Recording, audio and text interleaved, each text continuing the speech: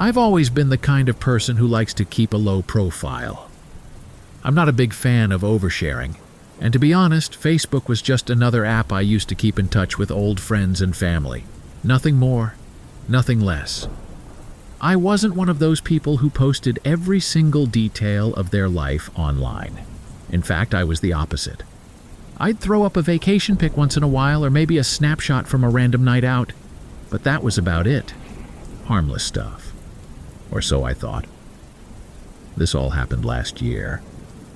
I was still living in Chicago at the time, in a pretty decent neighborhood on the north side. I had a regular 9-to-5 job downtown, nothing too exciting, but it paid the bills. I used Facebook mostly to keep up with my parents, who live out in Seattle, and some old friends I hadn't seen in years. Like most people, I had an account that I'd been using for years, since college. So there were a lot of old posts, photos, and random things I hadn't thought twice about in a long time. It all started one evening when I was sitting at home after work. I was scrolling through my phone, mindlessly flipping between apps, when I got a Facebook message from someone I didn't recognize. The profile picture was just a generic image, like one of those stock photos of a sunset. It wasn't uncommon for me to get random friend requests or messages from people I didn't know, so I didn't think much of it. I almost ignored it, but curiosity got the better of me. The message simply said, "I have something you're going to want to see." Weird, right? But not totally out of the ordinary. People send strange messages online all the time. I figured it was spam or maybe someone trying to scam me. I debated whether to open the link attached to the message, but eventually I caved. Looking back, that was my first mistake. The link led me to a video hosted on some shady-looking website I'd never heard of before. I hesitated, but decided to watch it anyway, thinking it was probably some stupid prank or clickbait. As the video began to play, I immediately felt sick to my stomach. It was me, or at least it looked like me. In the video, I was sitting in some dingy room, clearly engaging in some sort of illegal activity. I couldn't tell where the video was shot, but it looked bad. Really bad. I was doing something I would never do in real life. Something that could ruin my life if it got out. At first, I thought it was a deep fake, a very convincing one. But there was something off about it. It wasn't just that it looked like me. It was that the person in the video was wearing clothes I actually owned, and the setting looked familiar too, though I couldn't quite place it. It freaked me out. I felt like I was looking at an alternate version of myself, like a twisted reflection in a funhouse mirror. But it wasn't me. I knew it wasn't me. I had never done anything like what I saw in that video. My mind started racing. Who made this? Why? What did they want from me? I started thinking about every single photo, every post I'd ever put on Facebook. Over the years, I had uploaded hundreds of pictures, status updates, and little snippets of my life. There were photos from vacations, work parties, nights out with friends, and even random selfies. I had always thought that sharing a few harmless photos couldn't hurt anyone. That my life wasn't interesting enough for anyone to care. Clearly, I was wrong. I clicked back to the message and read the rest of it. The person who sent it said that unless I paid them $5,000, they would release the video to my family, my friends, my co-workers, everyone. I couldn't believe what I was reading. They had even attached a list of names, people who were in my Facebook contacts, including my parents, my boss, and a few close friends.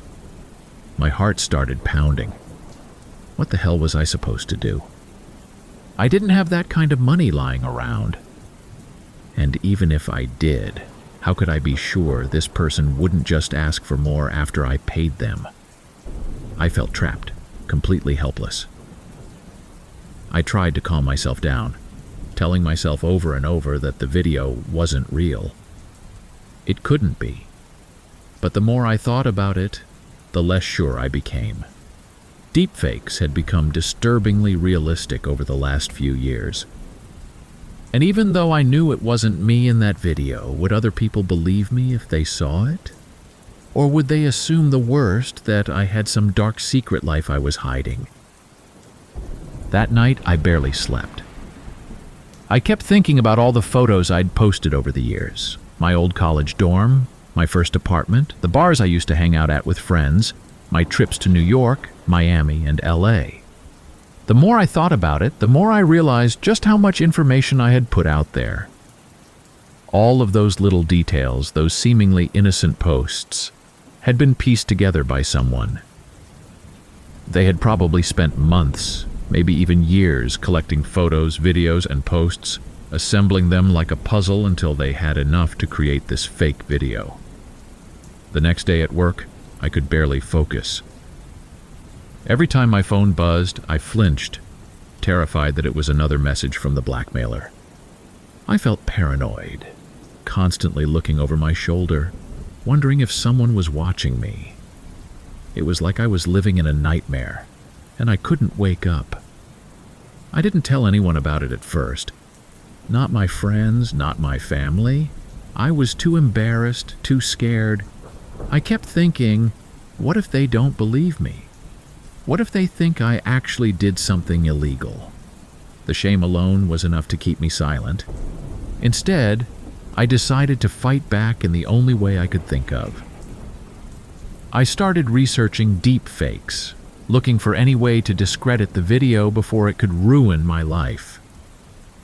I found countless stories online of people who had gone through something similar. People who had been blackmailed with fake videos or photos that looked almost identical to the real thing. But the more I read, the more hopeless I felt. In most cases, the victims had no way of proving the videos were fake.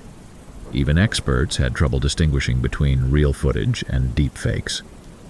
Eventually, I contacted a lawyer who specialized in cybercrime. He told me what I already knew. Paying the blackmailer wouldn't make the problem go away. If anything, it would only make it worse. But beyond that, there wasn't much he could do. There were no laws in place to protect people from deepfakes, no regulations that could prevent this from happening. It was the Wild West of the internet, and I was just another victim. In the weeks that followed, the messages from the blackmailer kept coming. They threatened to send the video to my boss, to post it publicly on YouTube, to ruin my entire life. I blocked the account, but they just made a new one and kept coming after me. I reported it to Facebook, but their response was slow and unhelpful. They didn't seem to grasp the seriousness of the situation. At some point, I stopped checking my messages altogether. I couldn't handle the anxiety anymore. Every time I got a notification, my stomach twisted into knots. It got to the point where I was afraid to even look at my phone. I became paranoid about everything. I deleted half my Facebook friends, scrubbed my profile of any old posts or photos that could be used against me, and set my account to the highest privacy settings possible. But the damage had already been done. The video was out there, floating in the dark corners of the internet, waiting to resurface. And I knew deep down that there was nothing I could do to stop it. Even if I could somehow prove it was fake, the mere existence of the video was enough to make people question me, to plant that seed of doubt in their minds. And that, more than anything, was what terrified me the most. In the end, the blackmailer never followed through on their threats. At least not yet. Maybe they got bored. Or maybe they found someone else to target. I don't know. But I'm still living with the fear that one day, out of the blue, that video will resurface, and my life will be turned upside down all over again. The scariest part of this whole experience wasn't the video itself, though. It was the realization of just how vulnerable I really am. We all think we're safe behind our screens, that the things we post online can't hurt us. But the truth is, we're all just one click away from having our lives destroyed by someone we've never even met. and once it happens, there's no going back. It's been over a year since this all started, and I'm still dealing with the aftermath. I haven't heard from the blackmailer in months, but that doesn't mean I'm in the clear. The fear is always there, lurking in the back of my mind. Every time I log into Facebook, I wonder if today will be the day that everything falls apart. I've stopped posting online as much as I used to. I don't share personal photos anymore, and I never post about where I am or what I'm doing. I'm not writing this to scare anyone, though I guess it's inevitable that some people will be freaked out by my story. But I'm hoping that by sharing what happened to me, I can prevent someone else from going through the same thing. Don't be naive like I was. Don't assume that just because you're a private person, you're safe from this kind of stuff, because the truth is, none of us are. Last year, I found myself in need of a new car. My old Honda Accord, which I had for almost a decade, finally gave up the ghost after pushing it way past what it could handle. The repair costs were piling up, and after talking with my dad, we decided it wasn't worth the effort anymore. So I started looking for a replacement. I didn't have a huge budget, maybe around $5,000, so naturally I started scouring Craigslist and Facebook Marketplace for something reliable that wouldn't break the bank. At first, I wasn't having much luck. A lot of the listings were for beat-up cars that looked like they'd fall apart any day now, or they were ridiculously overpriced for what they were offering. I was getting frustrated after weeks of looking, but then one day I stumbled across this listing on Facebook Marketplace for a 2014 Toyota Camry. It was listed for $4,200, which was a pretty damn good price for that model and year, considering how well Toyotas tend to hold their value. The photos showed a clean car, no visible damage, low miles, and the seller's profile looked legit too. A guy named Jason from the suburbs, just a bit outside Detroit. I shot the seller a message and we started chatting. He told me he was selling the car because he had recently upgraded to a newer model and didn't need the old one anymore. He seemed nice enough and willing to answer all my questions.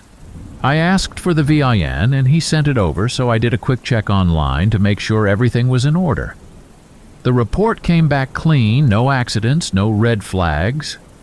I was feeling pretty good about it, to be honest. It seemed like a straightforward deal, and the price was perfect for my budget. We set up a time to meet a few days later. Jason suggested meeting at a shopping plaza in Dearborn, which is a decent area just outside of Detroit. I thought it sounded reasonable. It was a public place with plenty of people around, which made me feel safer about the whole thing. I've bought and sold things through Craigslist and Facebook Marketplace before, and I always meet people in busy areas to avoid any sketchy situations. This seemed like no different. The day of the meetup, I left work a little early and drove to the plaza. It was one of those big ones with a Walmart, a few restaurants, and a bunch of smaller stores scattered around. It was late afternoon, still plenty of daylight, and the parking lot was busy. I pulled into a spot near the middle of the lot and texted Jason to let him know I was there. He replied pretty quickly, saying he was on his way and should be there in about 15 minutes. I told him no rush and just sat in my car, listening to some music while I waited. After about 10 minutes, I noticed a white van pull into the lot. It was one of those older models, the kind you see used for work or deliveries. It didn't really grab my attention at first, but as it got closer, I realized it was headed directly toward me. The van stopped a few spaces away from my car, and two guys stepped out. Neither of them looked like Jason from his profile picture, but I figured maybe he had brought a friend along. Not totally unusual, right? One of the guys, who looked to be in his early 30s, waved at me and started walking over. I rolled down my window, thinking he was going to introduce himself as Jason, but before I could even say anything, the other guy had already circled around to the passenger side of my car.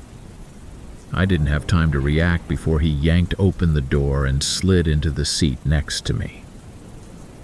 My stomach dropped. The guy who had waved at me was suddenly standing right outside my driver's side door, and before I could lock it, he pulled it open. I was trapped. I immediately realized I was in a bad situation. My heart started racing, but I tried to stay calm, thinking maybe this was some sort of misunderstanding. The guy next to me leaned in close, and I saw that he had a gun tucked under his jacket. He didn't even have to pull it out. Just the sight of it made my blood run cold. He told me to get out of the car.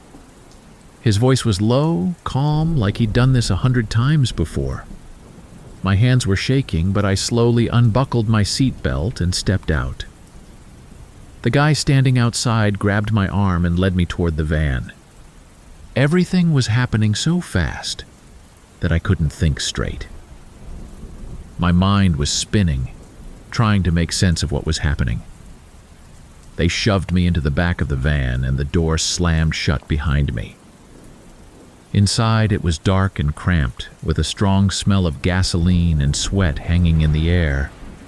I could feel my heart pounding in my chest as they pushed me down onto the floor, binding my hands with zip ties. I tried to stay calm, but every instinct I had was screaming at me to run, to fight, to do something, anything, but I couldn't. I was completely helpless. The van started moving, and I could hear the two guys talking in low voices up front. I couldn't make out what they were saying, but I knew it wasn't good. All I could think about was whether they were going to kill me or just rob me. I had no idea where we were headed or what they were planning to do. The ride felt like it lasted forever, but it was probably only about 15 or 20 minutes. I tried to keep track of the turns, hoping I could figure out where they were taking me, but I quickly lost track. Everything was a blur. I could feel every bump and pothole in the road as the van sped along, taking me further away from the safety of that parking lot. Finally, the van came to a stop. The door swung open, and the two guys dragged me out. We were in some run-down industrial area, probably on the outskirts of town. There were no people around, just a few abandoned warehouses and a scattering of old shipping containers. It was the kind of place you only see in movies. The kind of place where bad things happen. They shoved me up against the side of one of the buildings and started going through my pockets. They took everything. My wallet, my phone, my car keys, even the few crumpled bills I had stuffed in my jeans. One of them pulled out my driver's license and stared at it for a few seconds before laughing quietly to himself. He pocketed it, and I knew then that they had everything they needed to track me down if I ever tried to go to the police. They didn't say much as they rifled through my stuff. The whole thing was eerily quiet, almost clinical. They weren't shouting or threatening me. They didn't have to. The gun was still visible under the jacket of the guy who seemed to be in charge, and that was enough to keep me from doing anything stupid. After they had taken everything, they cut the zip ties on my wrists and told me to get lost. That was it. No grand speeches, no threats. They just told me to walk. I couldn't believe it.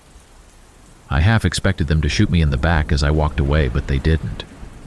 I just stood there for a moment trying to wrap my head around what had just happened.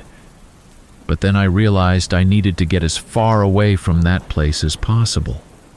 I started walking, not even sure where I was headed. My legs felt shaky, and I kept looking over my shoulder, terrified that the van would come back and they'd change their minds. I must have walked for miles, aimlessly wandering through the industrial district, until I finally found a gas station. The guy working inside gave me a strange look when I walked in, covered in dirt with no phone, no wallet, no ID. But he let me use the phone behind the counter to call my dad. That was one of the hardest calls I've ever had to make. My dad was a tough guy, Detroit born and raised. He had worked in the auto industry for over 30 years, and he wasn't one to show fear easily. But when I told him what had happened, I could hear the worry in his voice. He told me to stay put, that he'd come get me right away. I sat on the curb outside the gas station for what felt like hours, waiting for my dad to show up. Every car that passed made my heart skip a beat, thinking it might be the guys from the van coming back to finish the job. But eventually my dad pulled up in his old pickup truck.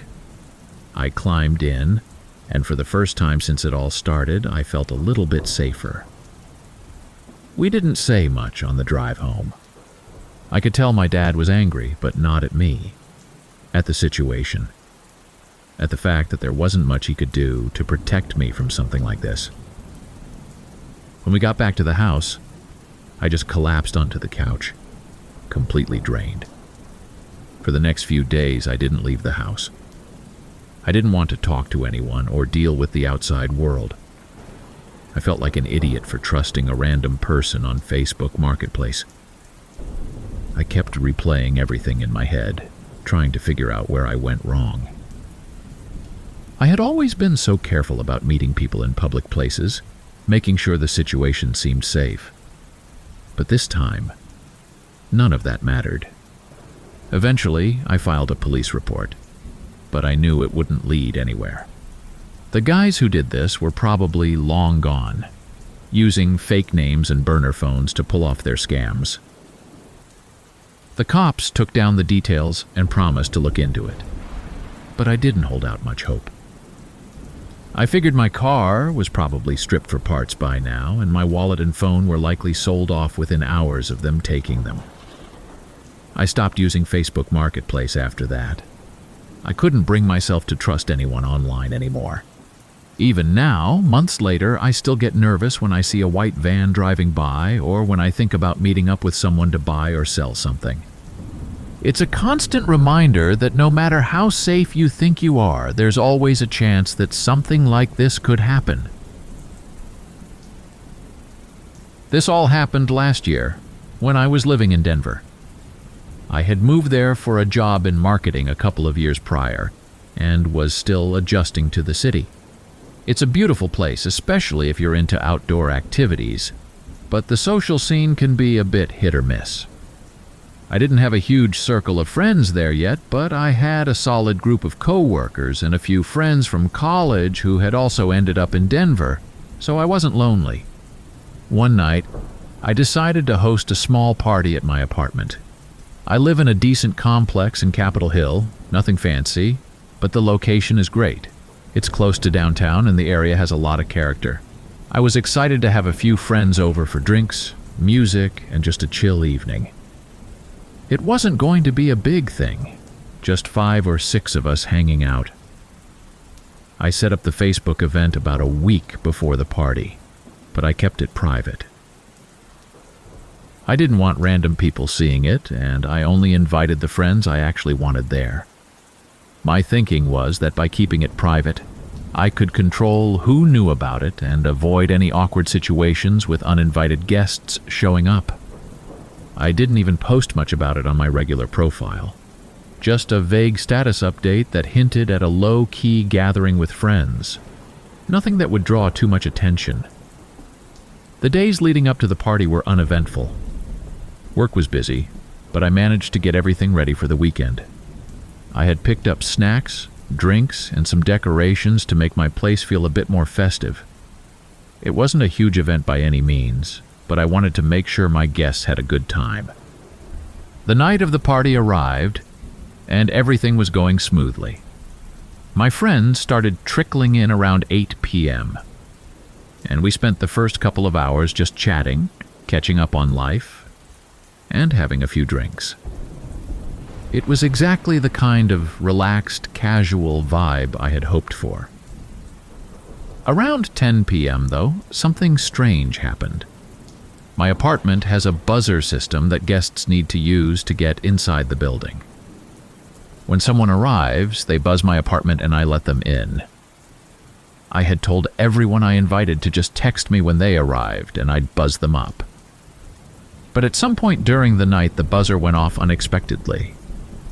I assumed it was one of my friends, Maybe someone who had left for a smoke or to grab something from their car. I didn't think much of it. I buzzed the person in without asking who it was. A few minutes later, there was a knock at my door. I was confused because all of my friends were already inside, but I figured maybe one of them had invited someone else without mentioning it. It happens, right? So I went to the door and opened it, expecting to see someone familiar. But the guy standing there wasn't anyone I recognized.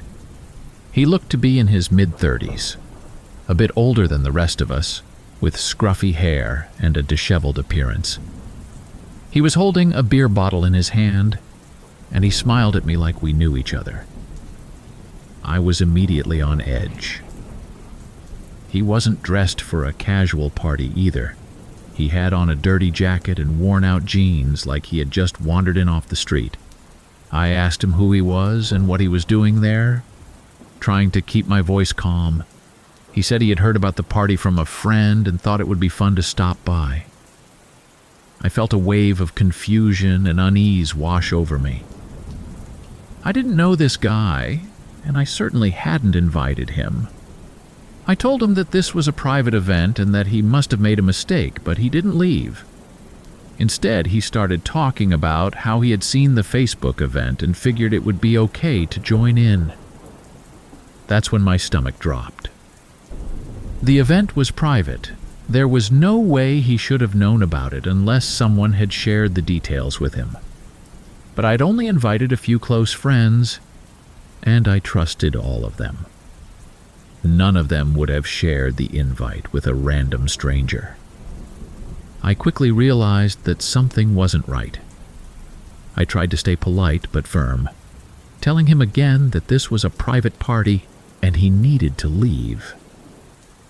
He didn't argue, but the way he looked at me made my skin crawl.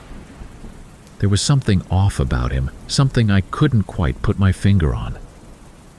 He finally shrugged and said he'd leave, but as he turned to go, he muttered something under his breath. I couldn't make out exactly what he said, but it sounded like, "See you around." I shut the door and locked it immediately. My friends were all inside, still having a good time, oblivious to what had just happened. I didn't want to make a big deal out of it, so I tried to brush it off and rejoin the party. But I couldn't shake the feeling of unease. How did that guy know about my party? And why did he seem so casual about crashing it? As the night went on, I kept thinking about it, and I started to feel more and more anxious. Every time I heard a noise in the hallway or the sound of a car outside, my heart would race. I was on edge, and I couldn't relax. Eventually, the party started winding down and my friends began to head home. I was relieved when the last person left, and I locked up my apartment, feeling a bit safer now that I was alone. The next day, I tried to put the whole thing out of my mind. I figured it was just some random weirdo who had stumbled across the event somehow. And I didn't want to overthink it, but that uneasy feeling stuck with me, nagging at the back of my mind. A few days later, something even stranger happened.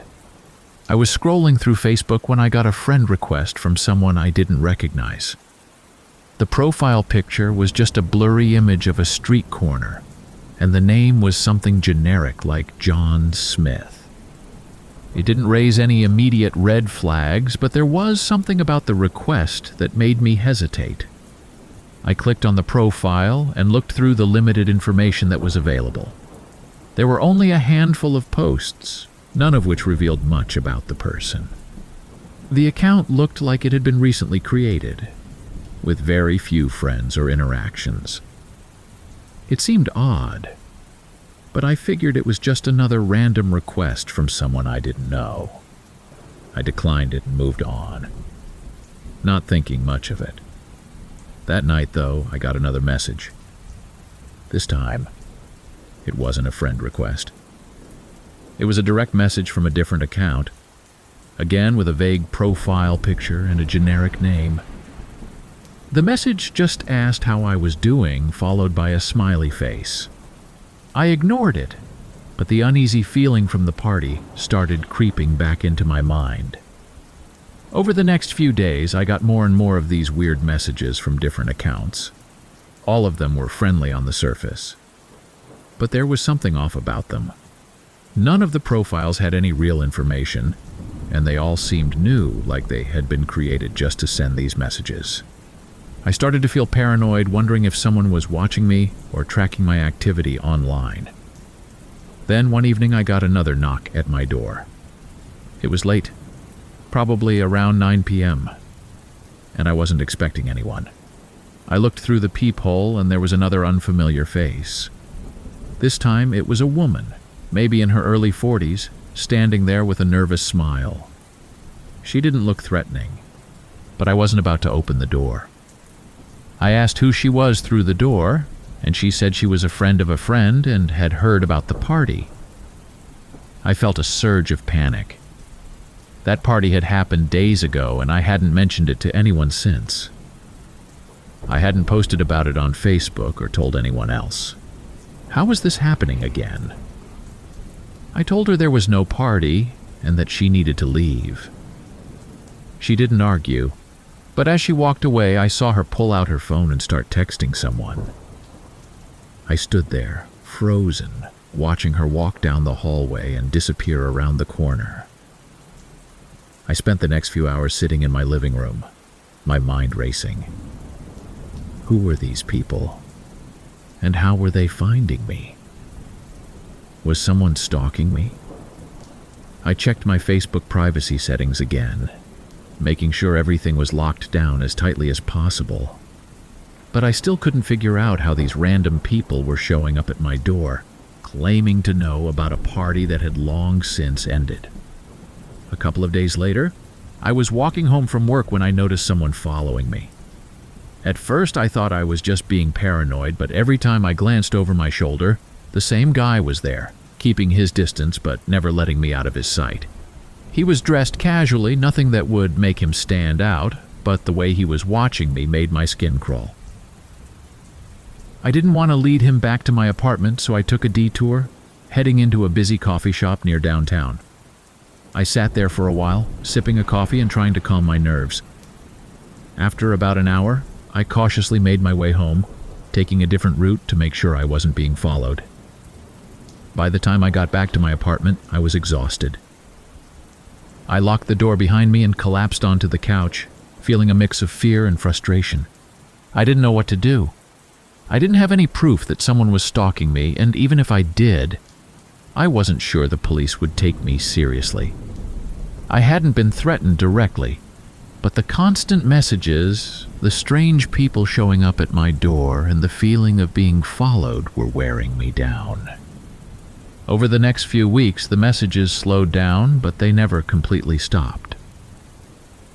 Every now and then, I'd get a random friend request or a message from a fake-looking account. I blocked every one of them, but it didn't make me feel any safer. I stopped using Facebook as much, and when I did, I was careful not to post anything too personal. I even considered deleting my account entirely, but I hesitated, thinking that maybe it would make things worse if I suddenly disappeared from social media. The strange encounters at my door also became less frequent. One day I was talking to a coworker about it, trying to explain what I had been going through. She listened quietly and then asked me if I had ever heard of Facebook event stalking. I hadn't, so she explained that it was a growing issue where people would use social media to track others through their event invites, even if the events were private. Sometimes they would create fake profiles to join groups or friend lists, just to get access to personal details. It sounded insane, but the more she talked about it, the more it made sense. I realized then that I had been far too trusting with my online presence. Even though I thought I had been careful, I hadn't taken the potential dangers seriously enough. I had allowed too much information to slip through the cracks, and now I was paying the price. 2021 was the worst year of my life. It all started out so normal, just another year in my late 20s, working the same job, living in the same apartment in Cleveland, and using Facebook like everyone else. I wasn't one of those obsessive types who posted every single meal or checked in at every place I went to. But, like most people, I used Facebook to stay in touch with friends and family, and to stay in the loop with my local community. I live in a quiet neighborhood just outside of downtown. My apartment is nothing special, just a small one-bedroom on the second floor of a modest building. It's not a bad place, though. It's close enough to the action, but far enough away that I don't have to deal with too much of the noise and chaos. It's one of those neighborhoods where people leave each other alone for the most part. But you see the same faces often enough to recognize them. You know, the kind of place where you nod politely at people you don't really know, but you still feel a sense of community. This past spring, I decided to expand my social circle a little bit. I had been in Cleveland for a few years, and I knew a few people, but I wasn't as connected as I wanted to be. A lot of my friends had moved away or drifted apart over time, and I found myself spending too many weekends alone in my apartment, scrolling through my phone and watching Netflix. I started thinking it might be time to get more involved in the local scene. Facebook seemed like the easiest way to do that. I joined a couple of local groups, one for young professionals in Cleveland, another for community events in my neighborhood. Through those groups, I started friending people who seemed cool or who had mutual connections with other people I knew. Nothing too crazy, just adding a few new faces here and there. I figured worst case I'd meet some new friends to hang out with on the weekends. Everything seemed fine at first. A few people I added even reached out to chat, and I had a few conversations with some of them. We talked about the usual stuff, local restaurants, events, hobbies. It was nice to feel like I was expanding my social network. But looking back, I realize now that I wasn't nearly as careful as I should have been. I didn't really know these people. I didn't know what they were really about. One of the people I added was a guy named Mark. His profile seemed pretty normal. Just some photos of him at local spots, a few posts about music and sports. Nothing that raised any red flags. He was a friend of someone I knew from college, so when he sent me a friend request, I didn't think much of it. We chatted a little bit about a local concert that was coming up, and I even ran into him at a bar downtown once. We said hey, exchanged a few words, and that was about it. I didn't think anything more of it at the time. A couple of months later, I was planning a weekend trip to visit my parents in Columbus. I hadn't seen them in a while, and I figured it would be nice to get out of the city for a few days. As usual, I posted a quick status update on Facebook about my trip. I didn't think twice about it. I wasn't one of those people who shared every little detail of their life online. But I didn't see any harm in letting people know where I was headed for the weekend. The weekend came and went without any issues. I had a good time with my parents, catching up and relaxing. It was nice to take a break from work and the city for a bit. I got back to Cleveland on Sunday evening feeling refreshed and ready for the week ahead. Little did I know, everything was about to change. When I got back to my apartment, something felt off. At first, I couldn't quite put my finger on it, but there was this strange sense that something wasn't right. I walked through the front door, and that's when I saw it, the mess. My apartment had been ransacked. Drawers were pulled out, papers and clothes were scattered all over the floor, and my electronics were gone. My laptop, my TV, my gaming console, they were all missing. My stomach dropped. My first thought was that I had been robbed, but then I started noticing the smaller details. It wasn't just that my stuff was gone. It was that the burglars seemed to know exactly what to take.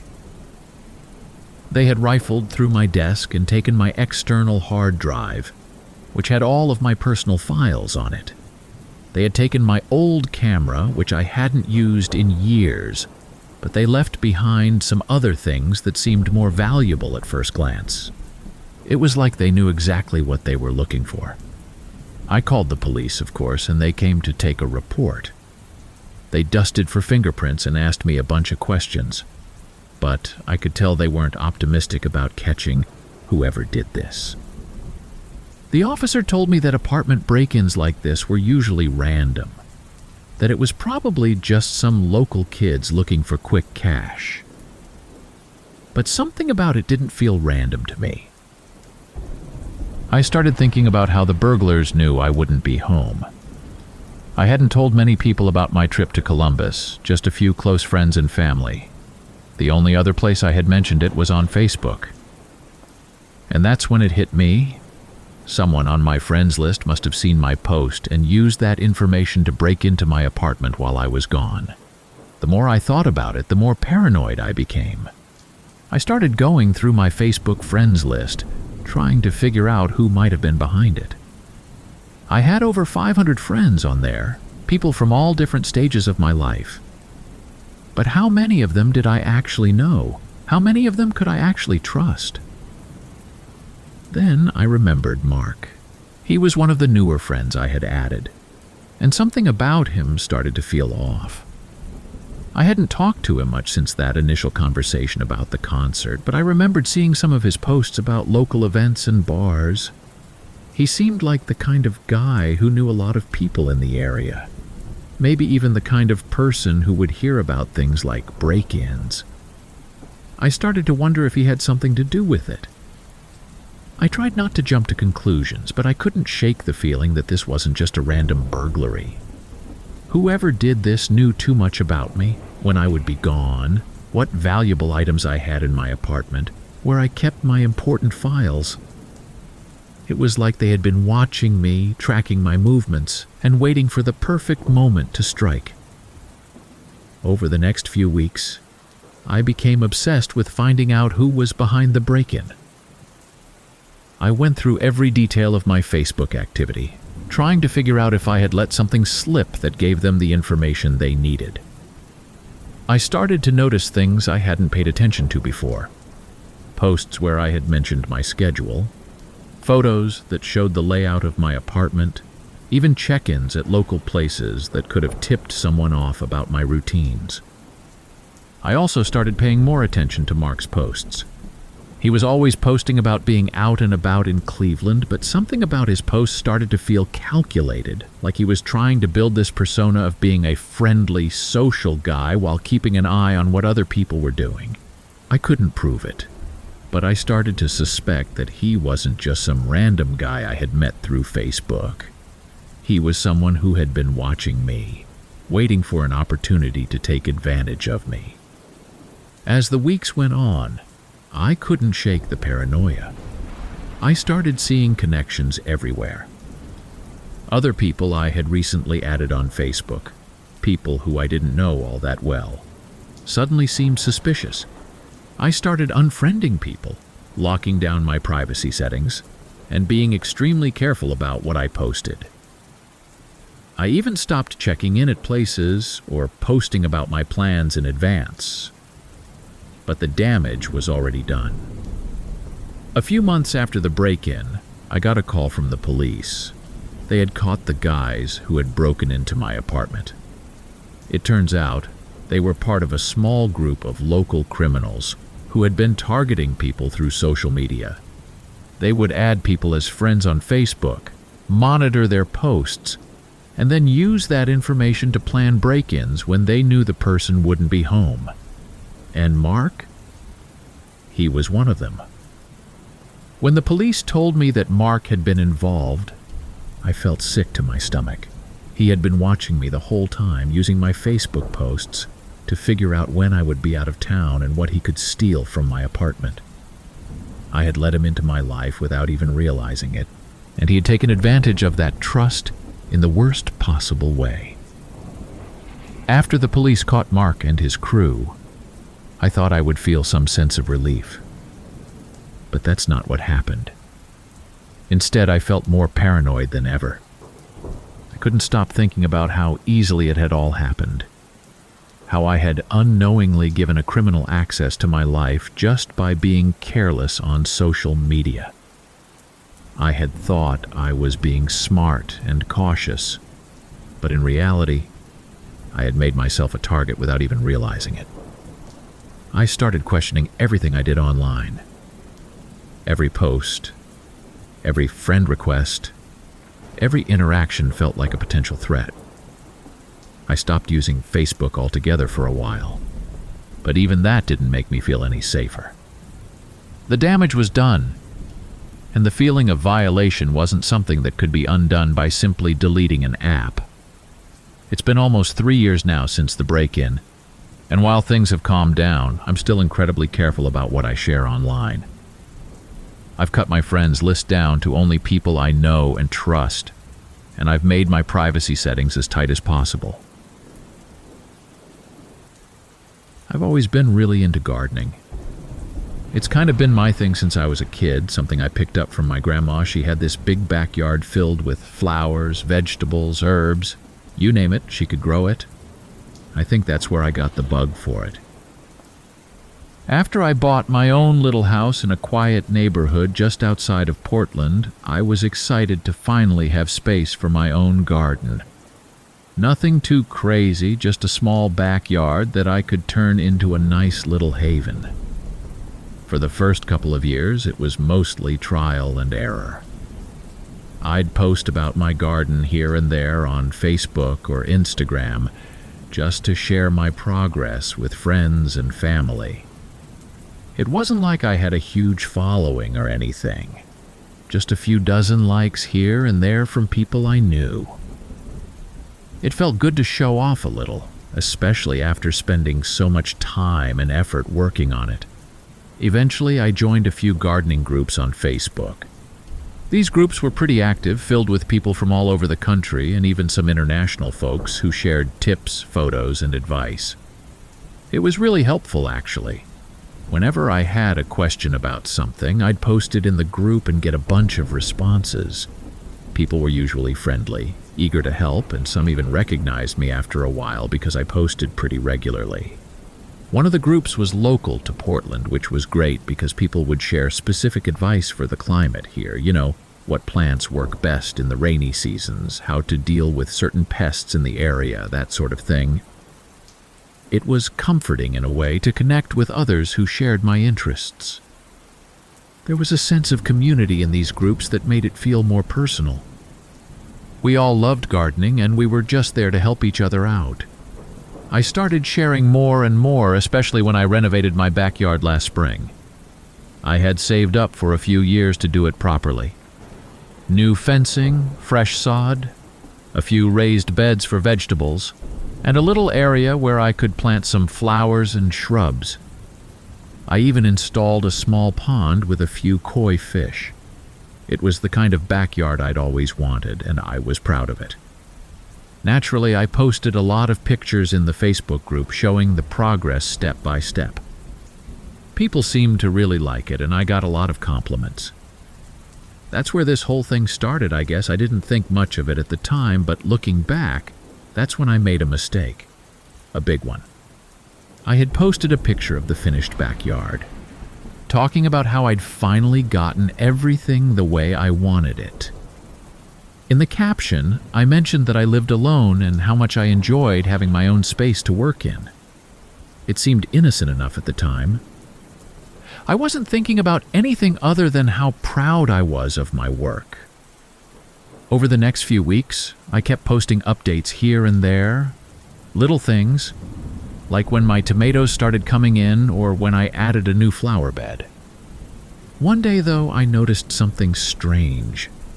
I got a message from someone in the gardening group, a guy I didn't recognize. His profile picture was just a close-up of some plants, so I couldn't tell much from that. The message was weird, though. It wasn't like the usual ones I'd get asking for advice or giving compliments. He just asked me if I lived near a certain neighborhood in Portland. It threw me off. I hadn't mentioned my specific neighborhood in any of my posts. I had kept things pretty vague, just talking about Portland in general. I ignored the message at first, chalking it up to someone just being overly friendly or curious. But it stuck with me.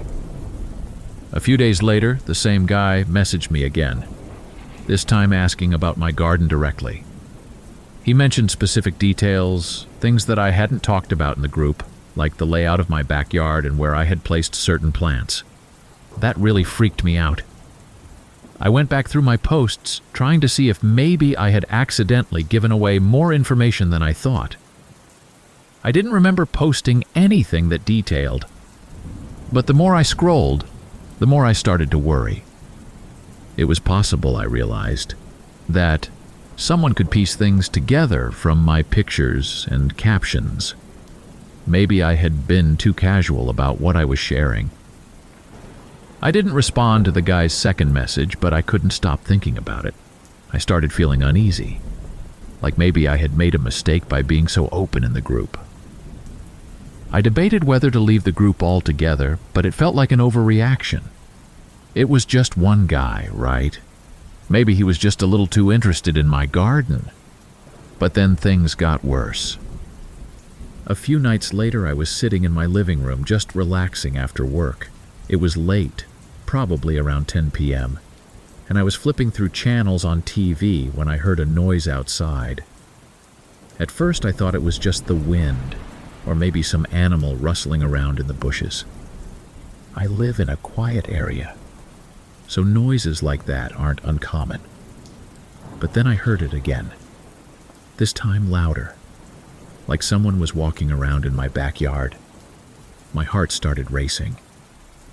I tried to tell myself it was nothing, but I couldn't shake the feeling that something was off. I got up and went to the window, carefully pulling back the curtain just enough to peek outside. In the dim light, I saw a figure moving through my garden. My stomach dropped. It was a man, tall, wearing dark clothes, crouched low near one of the flower beds. I couldn't see his face clearly, but he was definitely there, moving deliberately, like he was searching for something. I froze. I didn't know what to do. My phone was on the couch just a few steps away, but I couldn't bring myself to move. I just stood there, watching this stranger in my backyard, terrified that if I made any noise, he would notice me. After what felt like an eternity, the man finally stood up and walked toward the back fence. He climbed over it quickly and disappeared into the night. I stood there for a long time, staring out into the empty yard, trying to make sense of what had just happened. Eventually, I grabbed my phone and called the police. When they arrived, I told them what I had seen, but there wasn't much they could do. The guy was long gone by the time they showed up, and there wasn't any clear evidence that he had taken anything. The officers walked around the yard, shining their flashlights into the bushes and checking the fence, but they didn't find anything. They told me to be careful and to call them again if anything else happened. That was it. I locked up my house as best as I could, but I didn't sleep much that night. Every little sound outside made me jump, and I couldn't shake the feeling that the man might come back. The next day, I tried to act like everything was normal, but I couldn't stop thinking about the man in my yard. Who was he? Why was he there? Was it just some random prowler, or was it something more? I started going through my Facebook messages again, and that's when I saw it. Another message from the same guy in the gardening group. This time, he didn't ask any questions. He just sent a single word. Nice garden. That was it. No explanation, no context. Just those 2 words. My heart started pounding. I knew it had to be him. The guy in my backyard. He had seen my garden, the one I had posted all those pictures of. He knew where I lived. Or at least he had figured it out somehow. I felt sick to my stomach. I had been so careless posting all those details online, never thinking that someone might use that information against me. I blocked him immediately, but the damage was already done. I couldn't stop thinking about how he had found me, how he had been in my yard right outside my house. I went through all of my posts again, deleting anything that seemed too personal, anything that might give away more information than I had intended. But it was too late. He already knew where I lived. For the next few weeks, I was on edge constantly. I started leaving the lights on in my backyard at night, hoping that it would deter anyone from creeping around. I double-checked the locks on my doors and windows before bed, and I stopped posting anything online about my garden or my home. But the fear never went away. Every time I walked into my backyard, I felt exposed, like someone could be watching me from the shadows. One night, a couple of weeks after the first incident, it happened again. I was asleep when I heard a noise outside, this time louder, like something had fallen over. I jumped out of bed, my heart racing, and ran to the window. Sure enough, there was someone in my backyard again. This time I didn't hesitate. I grabbed my phone and called the police immediately. They arrived quickly, and this time they found something. One of the officers spotted a shoe print in the dirt near the fence, and they said it looked fresh. They didn't find the guy, but at least now they had some evidence that someone had been there. They told me to be careful, to keep my doors and windows locked, and to call them if anything else happened. After that, I couldn't take it anymore. I stopped gardening altogether. It broke my heart because it was something I had loved for so long, but I couldn't enjoy it anymore. Every time I stepped into my backyard, all I could think about was that man, the one who had been watching me, creeping around in the dark. I eventually moved out of that house, away from the neighborhood I had once loved. I never went back to the gardening groups on Facebook, and I became extremely cautious about what I shared online. This story starts about a year ago. I was scrolling through Facebook on a Friday night, just mindlessly looking through posts, when I got a friend request from someone I didn't recognize. The profile picture was of a woman, a really attractive woman. Her name was Jessica. I didn't remember meeting her anywhere, but her profile looked real enough.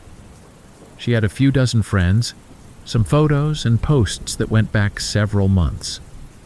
I figured maybe she was someone I had met through mutual friends or maybe even at a work event. It wasn't totally unusual for me to get random friend requests like this from time to time, so I didn't think too much of it. I accepted the request, and a few days later she messaged me. The conversation started off pretty innocently, just small talk. She mentioned that she had found me through a mutual friend, though she didn't specify who, and that she was new to Philly. She seemed friendly. And honestly, I was a bit flattered that someone like her would take the time to message me. I'm not exactly what you'd call a ladies' man, so I was excited about the attention, even though I tried not to get too ahead of myself. Over the next couple of weeks, we chatted more and more.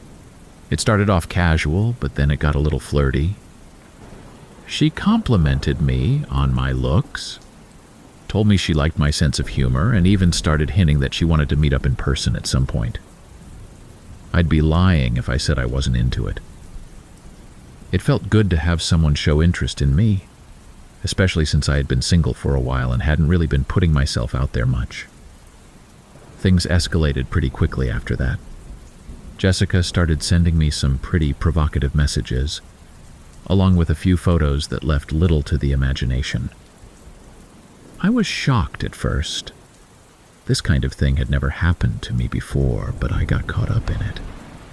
She was so forward, so confident, and I guess that pulled me in. She kept asking me to send her some photos in return, and eventually I caved. I wasn't proud of it, but I sent her a few pictures. Nothing too crazy. But still, enough to make me feel a little uneasy afterward. At first, everything seemed fine. We kept talking, and she seemed even more interested in meeting up. But then, things took a turn. A couple of days after I sent her the photos, she messaged me again. But this time, the tone was completely different. She wasn't flirty or friendly anymore. Instead, she sent me a long message saying that unless I sent her money, she was going to share the photos I had sent her with all of my Facebook friends, including my family and coworkers. She even sent me screenshots of my friend list to prove that she wasn't bluffing. I remember feeling like my heart had just stopped when I read that message. My mind was racing, trying to make sense of what was happening. It was like the ground had dropped out from under me. She had seemed so real, so genuine. But now I was realizing that I had fallen for some kind of scam. I had no idea what to do. Part of me wanted to ignore her and hope that it was just a bluff, but the other part of me was terrified that she really would follow through with her threat. I asked her how much she wanted, and she said $500. She gave me her PayPal information and told me that if I didn't send the money within 24 hours, she'd send the photos to everyone on my friends list. She even reminded me of a few specific people like my mom, my boss, and a couple of old friends from college, just to make sure I knew she was serious. I couldn't believe what was happening. I had always thought I was smart enough to avoid stuff like this, but I had let my guard down. I was so embarrassed, so ashamed, and I was terrified of what would happen if those photos got out. It would ruin me, professionally and personally. I was supposed to be the guy who had it together, but now I was at the mercy of some stranger who had manipulated me into this situation. I spent the entire night panicking. I barely slept. And when I did, I had nightmares about people seeing those photos, about losing my job, about my mom finding out. The next morning, I made a decision. I wasn't proud of it, but I couldn't see any other way out. I sent her the money. I wish I could say that was the end of it, but it wasn't. A couple of days later, she messaged me again, demanding more money. This time, she wanted $1,000. I had hoped that once I paid her the first time, she'd leave me alone, but now I realized that she was never going to stop. She had me on the hook, and she wasn't going to let go until she had drained me of everything she could. I didn't know what to do. I didn't have that kind of money lying around. And even if I did, I knew that paying her again wouldn't make this go away. It would only make it worse. But I couldn't go to the police. What was I going to tell them? That I had sent explicit photos to some random person on the internet? I felt like such an idiot, like this was all my fault. I tried to reason with her, to tell her that I didn't have the money, but she didn't care. She just kept threatening me, saying that if I didn't pay up, she'd send the photos to everyone. I could feel the walls closing in around me. I didn't see a way out of this. That's when I decided to reach out to a friend of mine who worked in cybersecurity. I hadn't told anyone about what was going on up until that point, but I was desperate, and I needed help. I called him up and told him everything about Jessica, the photos, the blackmail. I was embarrassed, but he was surprisingly understanding. He didn't judge me. He just listened and told me that I wasn't the first person this had happened to. He explained that this was a common scam, catfishing it's called, where scammers create fake profiles to lure people in, get them to send compromising photos or information, and then blackmail them for money. He told me that once they had their hooks in, They rarely let go unless they thought they couldn't get any more out of you. He also warned me that paying her again wouldn't stop her. It would only encourage her to keep asking for more. He helped me report the profile to Facebook, and he walked me through the process of blocking her on all social media platforms. He also recommended that I change all of my passwords and take steps to protect my accounts in case she had managed to gain access to any of them. For the next few days, I was a nervous wreck. I was constantly checking my Facebook, my email, and my phone, waiting for some sign that she had followed through on her threats. But nothing happened. The profile disappeared, and I never heard from her again. I got lucky, I guess. She must have moved on to her next victim when she realized I wasn't going to pay her anymore. But the damage had been done. I couldn't shake the feeling of vulnerability, the fear that someone could use my own actions against me like that.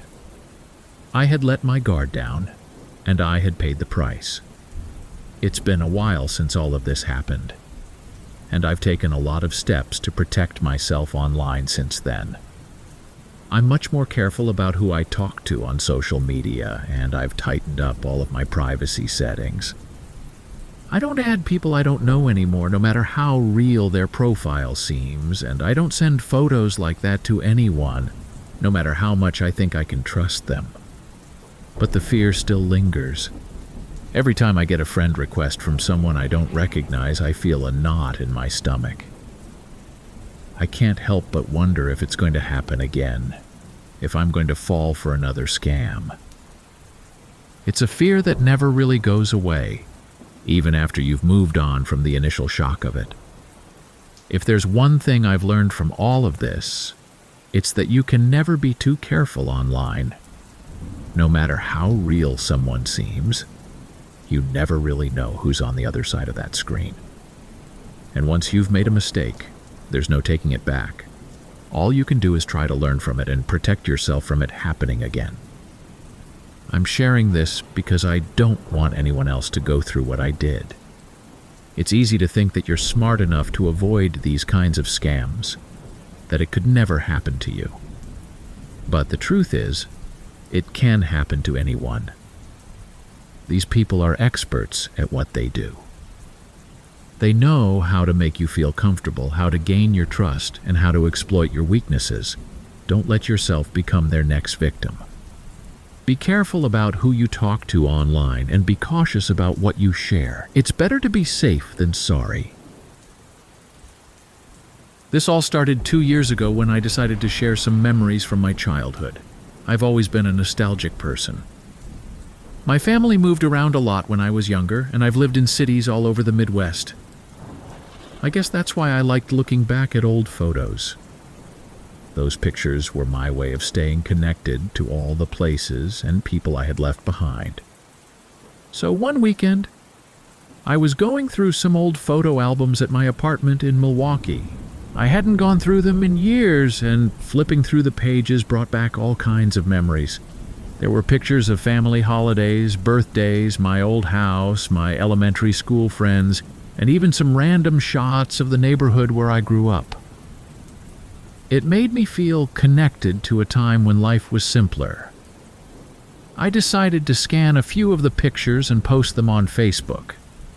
I wasn't trying to impress anyone, just thought it would be fun to share some old memories with my friends and family. Most of them had never seen these photos before, and I figured it might be a nice way to reconnect with people I hadn't talked to in a while. I posted a few of my favorite ones: a photo of my old house in Ohio, a picture of me and my siblings playing in the yard, and a couple of shots from various family vacations. The response was pretty normal at first. People liked the photos, left comments about how cute I was as a kid, and some even shared their own childhood memories in the comments. It felt like a wholesome little moment of nostalgia. But then, after a few days, things started to get weird. I received a private message from someone I didn't recognize. His profile picture was generic, a landscape shot of some random street, and his name didn't ring any bells. The message itself was short and casual. He said he had seen the photos I posted and that they reminded him of his own childhood. He mentioned that he had grown up in Ohio as well, and that my old house looked similar to one he used to pass by on his way to school. At first, I didn't think much of it. I responded politely, telling him that I grew up in a small town in Ohio, and I asked if he was from the same area. We exchanged a few more messages, just casual conversation about our childhoods. He didn't say anything alarming, and his questions seemed innocent enough. I figured he was just another person who had stumbled across my post and was feeling nostalgic like I was. But then, his messages started getting a bit more specific. He asked me if I remembered certain places in the town, places I hadn't mentioned in my post. He asked if I remembered a park that used to be near my old house, and if I had ever gone to a certain corner store down the street. That's when I started feeling a little uneasy. I hadn't mentioned any of those details in my post, and I couldn't figure out how he knew about them. I asked him if he had grown up in the same town, thinking maybe he was just someone who had lived nearby and recognized the area from the photos. But his response was vague. He didn't directly answer my question, and instead just said something like how the world is a small place. That didn't sit right with me. The more I thought about it, the more I realized that something felt off. I decided to stop responding to his messages. I didn't block him or anything. At that point, I didn't think it was necessary. I just figured if I ignored him, he'd lose interest and move on. For a few days, things were quiet. I didn't hear from him again, and I started to forget about the whole thing. Then one evening, I received another message from him. This time, it wasn't just small talk. He sent me a photo.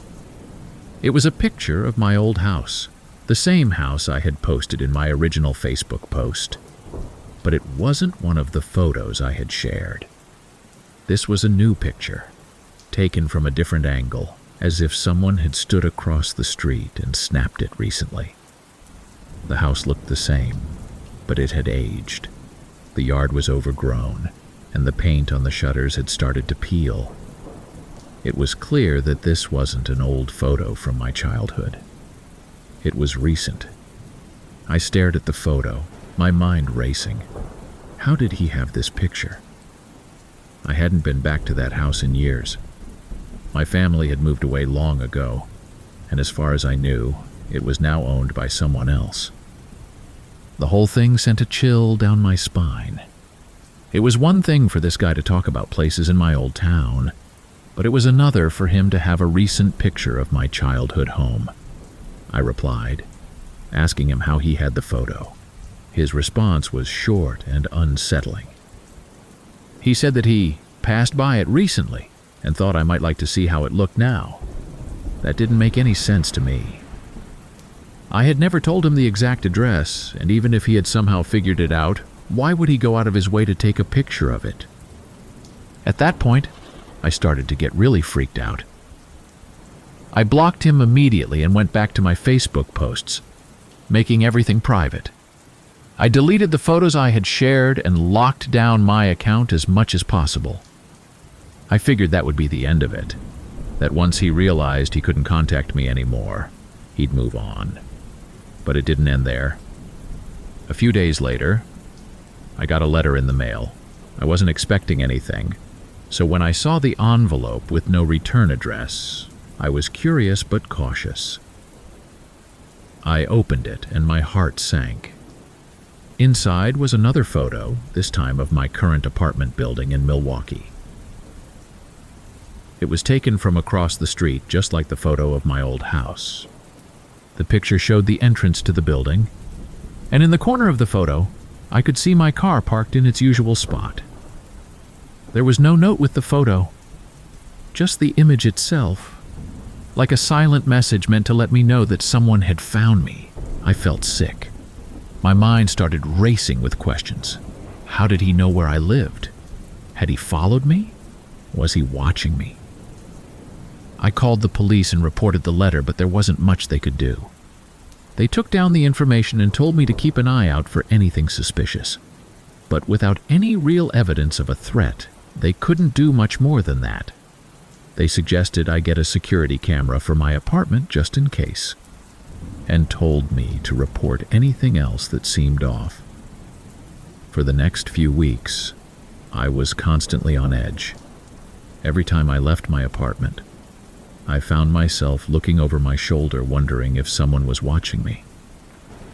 I started taking different routes to work, parking my car in different spots and avoiding going out at night.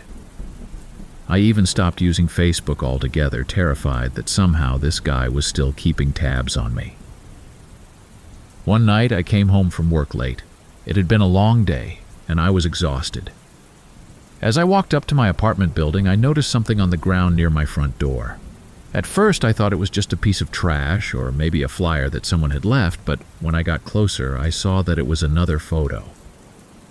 This time, it was a picture of me. The photo had clearly been taken without my knowledge. It showed me walking down the street, probably on my way to work. I was looking down at my phone, completely unaware that someone had been there, watching me taking pictures. My heart raced as I looked around, half expecting to see someone lurking in the shadows, but the street was empty. I went inside and called the police again. They came by and took the photo, but once again there wasn't much they could do. There was no way to trace where the photo had come from, and they couldn't prove that it was connected to the previous incidents. They told me to be careful and suggested that I might want to stay with a friend or family member for a while, just to be safe. I ended up staying with a friend for a few nights, but even that didn't make me feel completely safe. The idea that someone had been following me, taking pictures of me, and sending them to me without any clear motive was terrifying. I couldn't shake the fear that this person was still out there watching, waiting for the right moment to do something worse. After a week of staying with my friend, I decided to go back to my apartment. I couldn't live in fear forever, and I hoped that maybe the whole thing had blown over. But when I got home, I found another letter waiting for me. Inside was a note, just a single sentence, written in neat, precise handwriting. It said, "I'll always know where you are." That was the last straw for me. I packed up my things and moved out of that apartment within a week. I didn't care about breaking my lease or losing my security deposit. I just needed to get out. I moved to a different part of the city, changed my phone number, and completely deleted my Facebook account. I even stopped using social media altogether, too afraid that somehow this person would find me again. It's been almost a year and a half since I moved, and while I haven't received any more letters or photos, the fear hasn't gone away. I still don't know who that person was or why they targeted me. I don't know how they found my childhood home or how they tracked me down in Milwaukee. And the worst part is, I'll probably never know. I always thought I was pretty careful online. I don't consider myself overly paranoid, but I don't post every detail of my life either.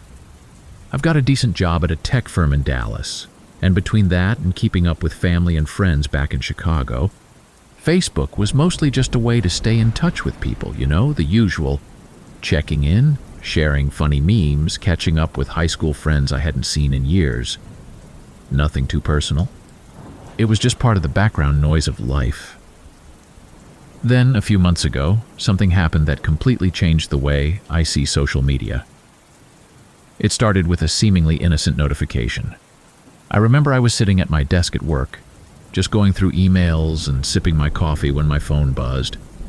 It was a Facebook notification telling me my account had been logged into from a new location. At first, I didn't think much of it.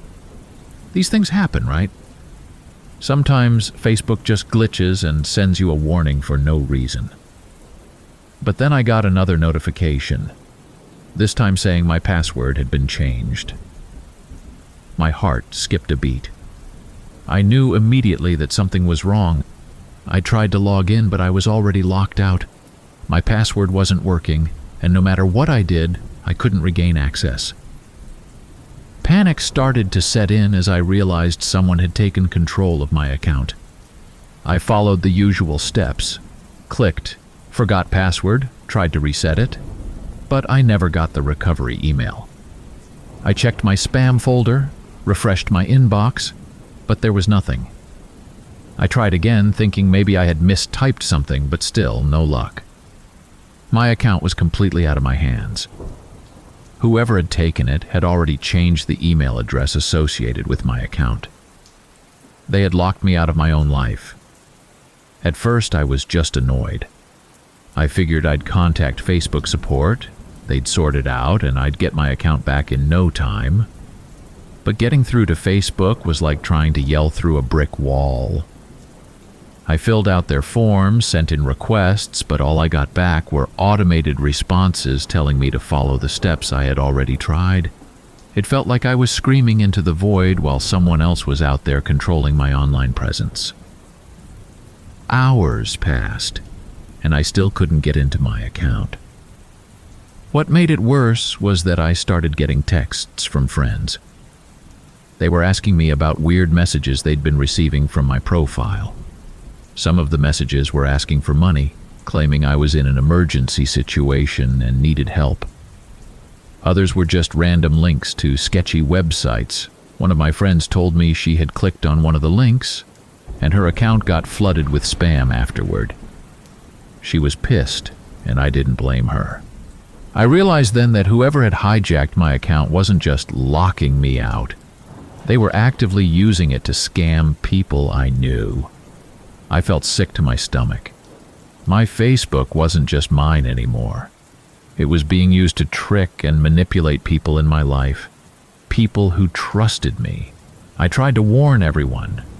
I sent out mass texts and posted on Instagram, since that account was still safe, telling people not to trust anything that came from my Facebook profile. But by then, the damage had already been done.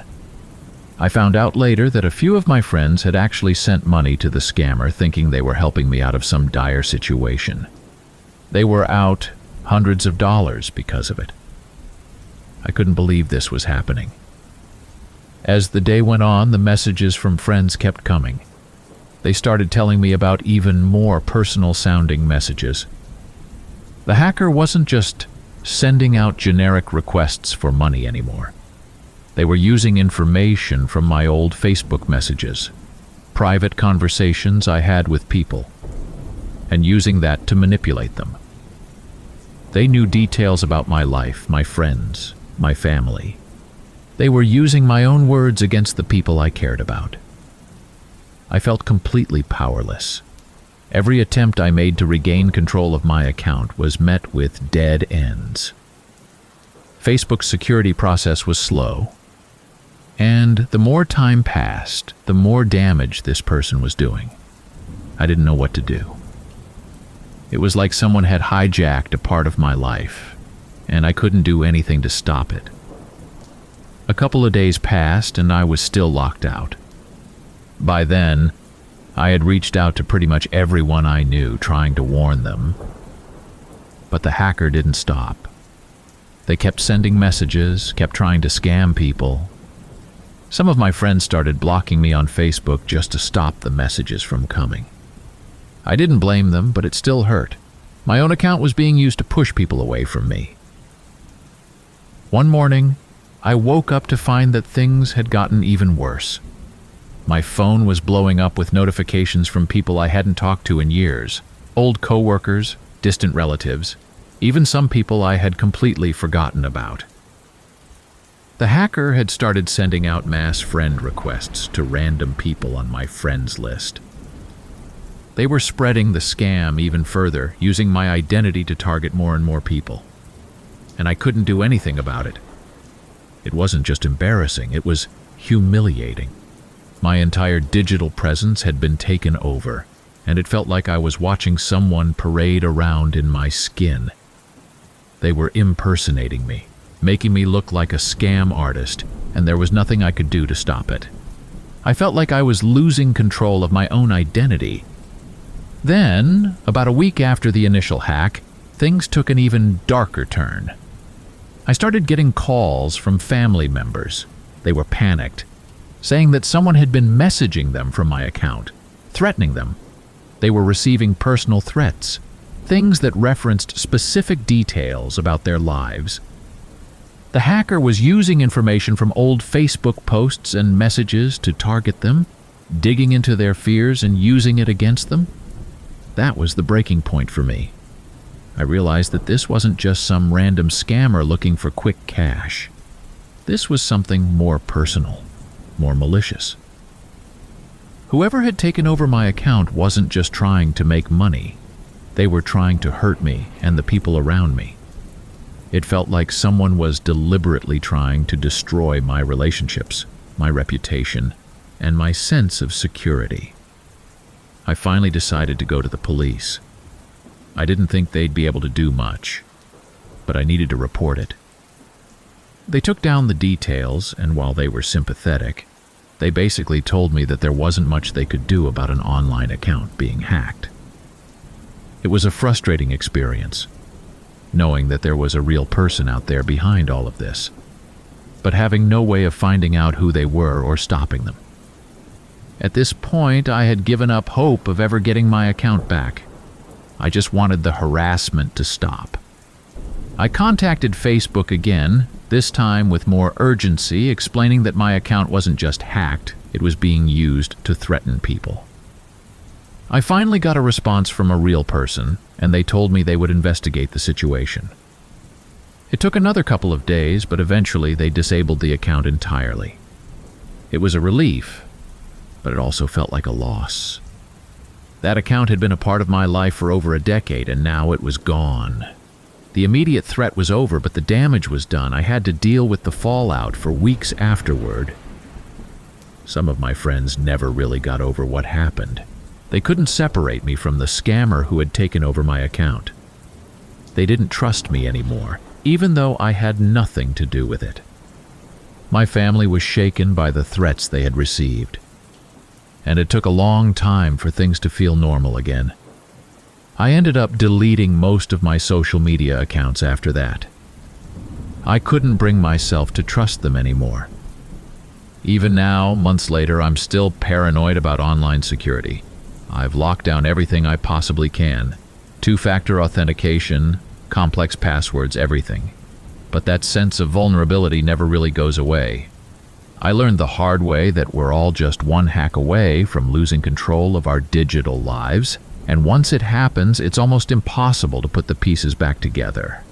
It's scary to think about how much power we give to these platforms, how much of our lives are tied up in them. When you lose control of your account, it's not just about losing access to a website, it's about losing control of your identity, and in the wrong hands, that can be devastating. I wouldn't wish that feeling on anyone. I used to love looking through my Facebook memories. It's one of those small things that makes you realize how much your life has changed over the years, how you've grown, and how much you've been through. Every day, I'd get a little notification showing me what I posted a year, 5 years, or even 10 years ago. Most of it was harmless. Photos of old friends, trips I'd taken, random thoughts or jokes I'd shared. It was always kind of comforting, like flipping through an old photo album but without the dust. I didn't think twice about sharing those memories again sometimes. It felt like a way to relive the past for a brief moment, to show how far I've come or to remember a different time in my life. It felt like such a harmless thing to do. Just a small way of staying connected with myself and with people from my past. But I never really considered who might be paying attention to all of that. I never thought about who might be lurking in the background, reading every little thing I posted. I guess I always assumed that the people who were seeing my posts were the same people I was friends with, people who knew me. I never thought there could be someone out there who was quietly piecing together my life, detail by detail, waiting for the right moment to turn it all against me. It started innocently enough, as these things usually do. I posted an old memory of a road trip I had taken with some friends back in college. The photo was nothing special, just a picture of us standing next to the car, smiling and covered in dust after a day of hiking. It was one of those carefree moments that felt nice to look back on. I shared it with a little caption about how much fun we had that day, and a few of my old friends commented, reminiscing about the trip. A few days after that, I got a message from someone I didn't recognize. His name was Michael, and his profile picture was one of those generic-looking images, just him in sunglasses standing in front of some building. I didn't remember ever meeting him, but he mentioned that he had seen the photo I posted, and that it reminded him of a trip he had taken to the same place around the same time. He asked if I remembered him from back then, saying we might have crossed paths. At first I thought maybe he was someone I had met briefly during that trip and just didn't remember. I've met a lot of people over the years, and it's not uncommon for someone to pop up and claim we've met before, even if I can't quite place them. So I responded politely, saying I wasn't sure, but that it was possible we had run into each other. I didn't think much of it at the time, but now I wish I had just ignored him. Over the next few days, Michael started messaging me more frequently. He was friendly enough, asking about other trips I had taken or mentioning places we both had in common. At first I didn't see any harm in it. It felt like just another random person reconnecting over shared experiences. But then he started asking more specific questions. Questions that made me feel uneasy. He'd ask about places I used to live, jobs I'd had, and people I knew from those times. He'd bring up small details that I had posted years ago, things I had almost forgotten about myself. He'd reference old relationships, friendships that had ended, and even little things like where I used to go for coffee when I lived in a certain city. It was unsettling, but I figured he had just been following my posts for a while and remembered more than most people would. Then it got worse. One day I posted another memory. This time of an ex-boyfriend I had dated years ago when I was living in Chicago. It wasn't anything dramatic, just a casual post about an old date we had gone on, accompanied by a photo of us at a restaurant. The relationship had ended a long time ago, and I hadn't spoken to him in years. But it was a good memory at the time, so I didn't see any harm in sharing it. Michael messaged me again that night, but this time, his tone was different. He didn't ask me about the photo or comment on the memory. Instead, he sent me a screenshot of an old post I had made years ago, one that I had forgotten even existed. It was a post I had made during the breakup with that same ex-boyfriend. In the post, I had vented about how hurt I was, how betrayed I felt by him, and how much I hated the way things had ended. It was raw and emotional, something I never intended to revisit, and seeing it again made my stomach churn. I hadn't shared that post in years. It wasn't even one of my Facebook memories. The fact that Michael had found it meant that he had been digging through my old posts, scrolling back through years of my life to find this one moment of vulnerability. It felt invasive, like someone had rifled through my diary without permission. I asked him why he had sent me that, and his response was vague, something about how it stood out to him. I tried to brush it off, telling myself it was just a weird coincidence. But deep down, I felt a growing sense of unease. Over the next few weeks, I became more cautious about what I posted. I stopped sharing my Facebook memories, stopped posting about my past, and even started going through my old posts, deleting anything that felt too personal. But it was too late. The damage had already been done. One night, I was sitting at home when I got another message from Michael. This time, It wasn't just a screenshot of an old post. It was a photo, one I hadn't seen in years. It was a picture of the house I grew up in, the same house I had posted about months earlier. But this photo wasn't from my childhood. It was recent. The house looked older, the paint a little more faded, the yard a little more overgrown. It was clear that someone had taken this photo recently, like within the last few weeks. My heart raced as I stared at the photo. I hadn't been back to that house in years. My family had sold it a long time ago, and I had no reason to go back. How did Michael have this photo? How did he know where I grew up? I hadn't posted the address or even mentioned the specific town in any of my posts. I had been careful about that, so how did he know? I messaged him, asking him where he had gotten the photo. His response was chilling. He told me that he had visited the area recently and thought I might like to see how the old place looked. He mentioned specific details about the house, things that weren't in the photo, like the color of the front door, the garden in the backyard, and even the tree I used to climb as a kid. There was no way he could have known those things unless he had been there. I didn't respond to his message. Instead, I blocked him immediately and went through my entire friends list, trying to figure out if there was anyone else who seemed suspicious. I deleted anyone I didn't recognize, locked down my privacy settings, and even considered deleting my account altogether. But that feeling of safety I used to have on social media was gone. No matter what I did, it felt like he could still see me, still find ways to track my life.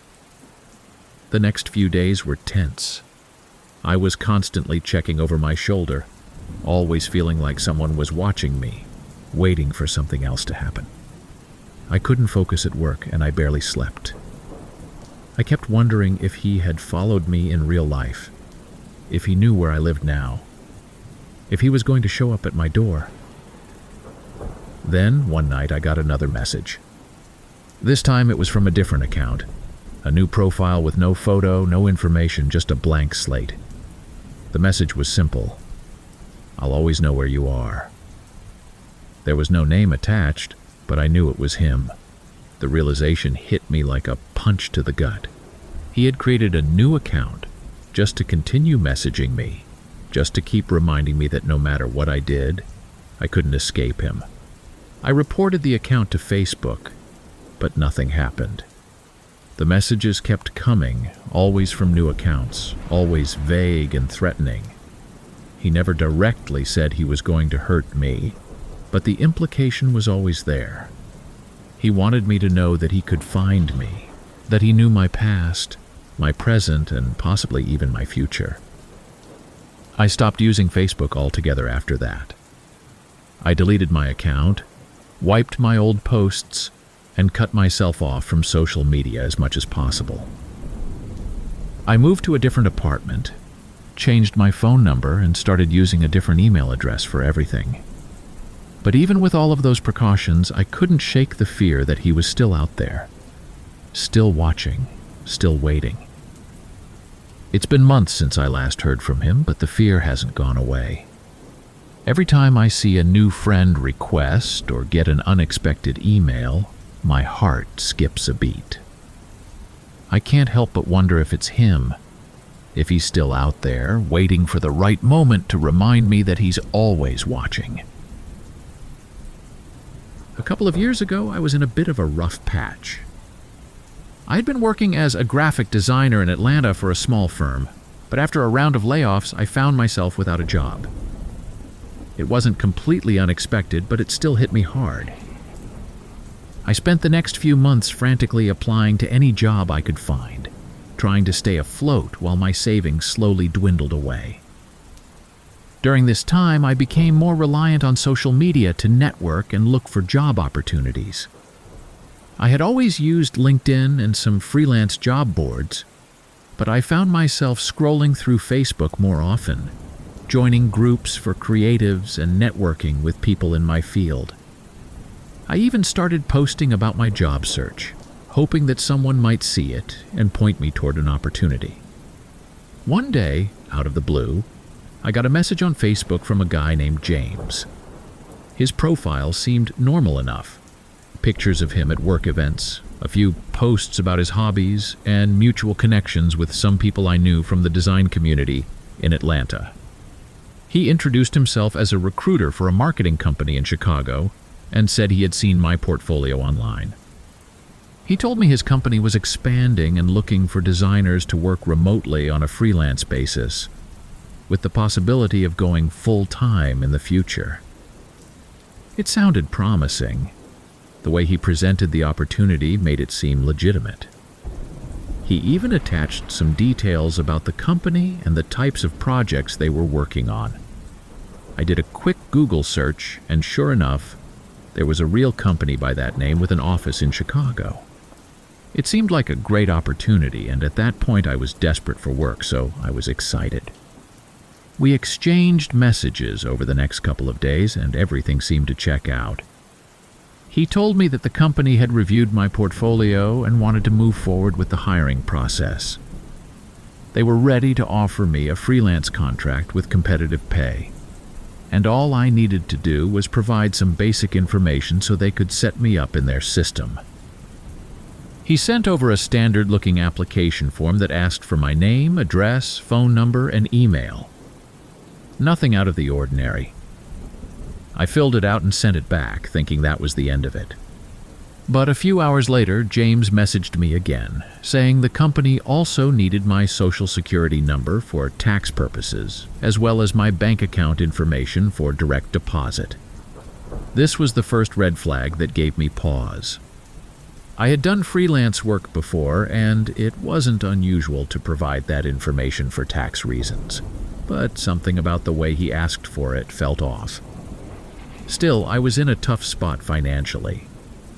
I had been out of work for months, and the idea of finally landing a paying gig, especially with a company that could potentially offer a full-time position, was too tempting to ignore. I hesitated for a bit, but eventually decided to send the information. I told myself it was just part of the process, and that this was a legitimate opportunity. That was my first big mistake. After I sent the information, I didn't hear from James for a couple of days. I didn't think much of it at first. Maybe things were just moving slowly on their end. Or maybe they were finalizing the contract. But after about a week of silence, I started getting anxious. I tried messaging him again, asking for an update on the project and when I could expect to start, but I didn't get a response. Then one morning, I woke up to find my bank account had been completely drained. Every penny I had left was gone. I remember staring at my banking app in disbelief, trying to make sense of what had happened. There were multiple unauthorized transactions, all made within the span of a few hours. I immediately called my bank and reported the fraud, but the damage was already done.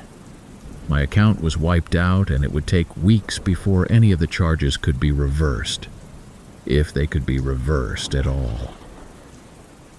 Panic set in. I tried messaging James again, but his profile had disappeared. Not just blocked me, completely gone, as if it had never existed. I searched for the company he claimed to work for and called their office in Chicago. But when I asked about James, they told me they had no idea who he was. No one by that name worked there, and they weren't hiring for any remote positions. I felt sick. It hit me all at once that I had been scammed. I had handed over my personal information, my social security number, my bank account details, to some stranger on Facebook. And now I was paying the price. I had been so desperate for a job, so eager to believe that this was a real opportunity, that I had ignored the warning signs. And now, my financial situation had gone from bad to worse. I reported the scam to the police, but there wasn't much they could do. They took down my information and filed a report, but they told me that online scams like this were hard to trace. The scammer had probably used a fake name and a burner phone, and his Facebook profile had been deleted before they could even begin to investigate. They advised me to contact the credit bureaus to freeze my credit and to keep an eye on my accounts for any signs of identity theft. The next few weeks were a nightmare. I was constantly on edge, checking my bank accounts and credit reports every day, terrified that more damage would be done. I had to deal with the fallout of having my social security number stolen, calls with credit agencies, trying to protect myself from further identity theft, and dealing with the bank to recover what little money I could. But it didn't end there. A few weeks after the scam, I started getting phone calls from unfamiliar numbers. At first, I thought they were just telemarketers, but when I answered, the voice on the other end was always the same. Calm, almost casual. The man never said much. He'd just ask me how I was doing, say something vague about work, and then hang up before I could respond. It was eerie. I couldn't tell if it was James or someone else, but the calls kept coming, always from different numbers. It was like he was letting me know that he hadn't forgotten about me, that he still had my information and could reach me whenever he wanted. I blocked the numbers, but new ones kept popping up. Sometimes I'd get voicemails with nothing but silence. Other times, the man would leave short, cryptic messages like, "Hope things are looking up for you," or "Take care of yourself out there." They weren't direct threats, but they were unsettling. It felt like he was playing with me, reminding me that he still had control. I became paranoid. I stopped answering calls from unknown numbers altogether and changed my phone number, hoping that would stop the harassment. But even after changing my number, I still felt vulnerable. I knew that whoever this was had my social security number, my bank details, and enough personal information to potentially ruin my life. The thought of that kind of power in the hands of someone who had already scammed me made it hard to sleep at night. The financial toll was bad enough, but the psychological impact was worse. I became hyper-vigilant about everything I did online. I stopped using social media altogether, afraid that I might fall for another scam, or that someone else might be watching me. I triple-checked every email, every message, every call, constantly second-guessing myself, wondering if it was real or another attempt to exploit me. I spent months trying to clean up the mess. I had to take on a second job just to make ends meet after my savings were wiped out, and I was constantly on edge, waiting for the other shoe to drop.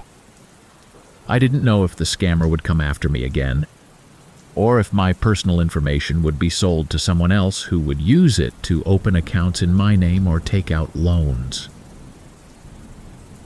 It felt like a time bomb was ticking, and I had no idea when or if it would go off. I still don't know who James really was or how he found me in the first place. Maybe he had seen my posts about looking for work and figured I was an easy target. Maybe he had been following me for a while, waiting for the right moment to strike. I'll probably never know. Last year, I went through a pretty bad breakup. We had been together for almost 3 years, and when it ended, I found myself feeling really lonely. I spent a lot of time by myself, just going through the motions of life, trying to get past it. To cope with that loneliness, I started getting more active on social media. I'd scroll through Facebook a lot, looking at old pictures, posts from the past, and reconnecting with people I hadn't talked to in a long time. It was comforting in a way. Reaching out to old friends reminded me that I wasn't completely alone, even though it felt that way. One day, I got a friend request from someone I hadn't spoken to in years. Sarah, a girl I went to high school with back in Chicago. We weren't super close back then, but we had some mutual friends and hung out at a few parties. She had always been nice enough, but after high school we drifted apart. So when I saw her friend request pop up, I was surprised, but not too suspicious. I figured she was just reaching out, like a lot of people do, reconnecting with old acquaintances. I accepted the request, and a few days later, she sent me a message. At first, it was just small talk, catching up on life, reminiscing about high school, talking about how much things had changed since then. She told me she had recently moved to Boston for work, which was a coincidence because that's where I live now too. We chatted off and on for the next few weeks, and it was nice. It felt good to have someone to talk to, especially since I was still feeling pretty raw from the breakup. As we kept talking, the conversations got more personal. Sarah started opening up about her own struggles, how she had been through a tough breakup too, how moving to a new city had been hard for her, and how she didn't have many friends in Boston yet. I could relate to a lot of what she was saying, so I found myself being more open with her than I normally would be with someone I hadn't spoken to in years. It felt like we were both in the same boat, both trying to figure out life in this new city, both looking for some kind of connection. Eventually, we started talking almost every day. It became a routine, waking up to messages from her, chatting during my lunch break, and talking late into the night. She'd tell me about her job, her hobbies, the places she liked to visit around the city. I told her about my work, my apartment, the restaurants I like to eat at. The conversations were always light, sometimes flirty, and after a while, I started to feel something more for her. It was weird because we hadn't seen each other in years, and we hadn't even met up in person yet. But the way we talked made it feel like we were becoming more than just old friends reconnecting. One night, after a few weeks of this, she asked me if I wanted to meet up. She suggested we grab coffee or go for a walk around the city, something casual. I was excited about the idea. It felt like the natural next step, finally putting a face to the person I had been talking to so much. I agreed, and we made plans to meet at a coffee shop near Copley Square the following weekend. The day of the meetup came, and I was nervous but excited. I got to the coffee shop a little early and found a table by the window. I texted her to let her know I was there, and she responded saying she was running a few minutes late. I waited, sipping on my coffee, watching people walk by outside. 30 minutes passed, then 45. I texted her again, asking if she was still coming, but she didn't respond. After an hour of waiting, I figured something must have come up, so I left. I wasn't upset, just a little disappointed. I assumed she had gotten caught up with something, or maybe she had changed her mind about meeting up. Later that evening, I got a message from her apologizing profusely. She told me she had been caught in a work emergency and hadn't been able to make it. She seemed genuinely sorry, and since I wasn't the type to hold grudges over something like that, I told her it was no big deal. We made plans to meet up again the following weekend, and I let it go. But the same thing happened again. This time, we were supposed to meet for dinner, and once again, she didn't show up. I waited for over an hour, texting her multiple times, but I didn't get a response until hours later. She apologized again, saying something had come up at the last minute, and she hadn't been able to let me know. I started to feel a little suspicious, but I brushed it off. Maybe she was just really busy with work, or maybe she was nervous about meeting in person. I wanted to give her the benefit of the doubt. We kept talking after that, but every time we made plans to meet up, she'd flake at the last minute. Sometimes she'd have a believable excuse, work, family issues, whatever. Other times she'd just go silent and then apologize after the fact. It became a pattern, and after a while I started to feel frustrated. I liked talking to her, but the constant cancellations were starting to get to me. I decided to confront her about it one night, asking why she kept canceling. I told her that if she wasn't interested in meeting up, that was fine, but I didn't want to keep getting my hopes up only to be let down. Her response was strange. She got defensive, saying that she had been going through a lot lately, and that I needed to be more understanding. She accused me of not caring about what she was dealing with, and made me feel guilty for even bringing it up. At that point, I started to feel like something wasn't right. The way she reacted didn't make sense, and I began to wonder if there was more to this than I realized. But I didn't want to lose the connection we had built, so I backed off and tried to be supportive. I told myself that maybe she was just going through a rough time and that I needed to be patient. Then things started to get even weirder. One night, while we were chatting, she mentioned something about my neighborhood, something oddly specific. She talked about a little bakery down the street from my apartment, a place I hadn't mentioned to her before. When I asked her how she knew about it, she said she had walked by it one day while exploring the area. It didn't seem like a big deal at the time, but then she started bringing up more details about where I lived. She knew the name of the park near my building, the coffee shop I frequented, even the layout of my street. I hadn't told her any of this. I asked her how she knew so much about my neighborhood, and she just brushed it off, saying she had been in the area a few times and had a good memory. But it didn't sit right with me. The more I thought about it, the more uneasy I felt. I started to wonder if she had been watching me, following me around without me knowing. It seemed far-fetched, but the details she knew were too specific to be a coincidence.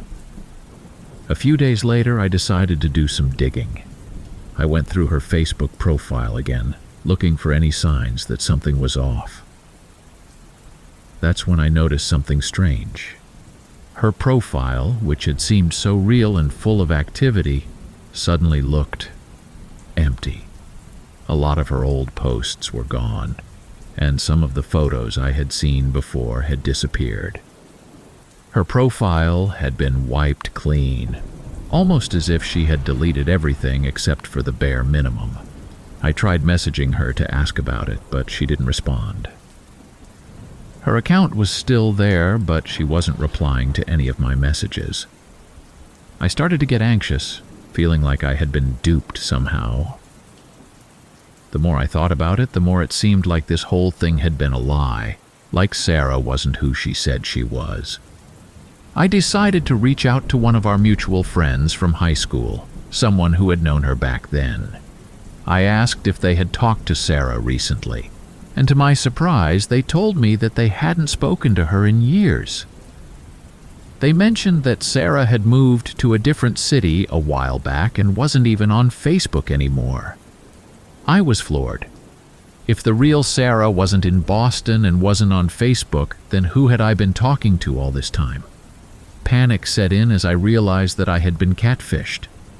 Someone had created a fake profile using Sarah's name and photos, pretending to be her to get close to me. I had no idea who this person really was or what their intentions were, but it was clear that they had been manipulating me from the start. I felt sick to my stomach. All those conversations, all those plans to meet up, it had all been a lie. But what scared me the most was the thought that this person knew so much about my life. They knew where I lived, where I liked to hang out, even the people I was close to. I had let them into my life without even realizing it, and now I had no idea what they were capable of. I blocked the fake Sarah's account and reported it to Facebook, but that didn't make me feel any safer. For weeks, I was constantly on edge, wondering if this person was still watching me, still following me around without my knowledge. Every time I saw someone lingering near my apartment or felt like I was being watched, I couldn't shake the fear that it was them. I stopped using Facebook after that, and I've been much more cautious about who I let into my life since then. But even now, I still think about it, about how easily someone was able to manipulate me, about how much information I unknowingly gave away. It's terrifying to realize how vulnerable we are online, how quickly our lives can be invaded by someone we don't even know. I don't know if I'll ever feel completely safe again.